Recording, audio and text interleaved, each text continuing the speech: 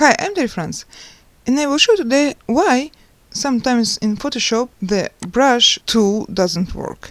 Okay, this is our Photoshop project and we're trying to color a little bit our Huggy Wuggy, but in this case, this is because we have few levels here, and right now we're not on our level, we're trying to change. Let's see now. Oh, now it works, it's okay.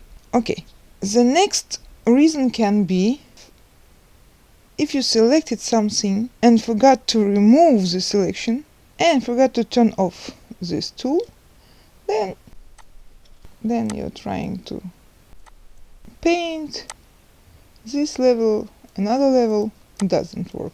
As soon as you pressed Ctrl D, everything is okay.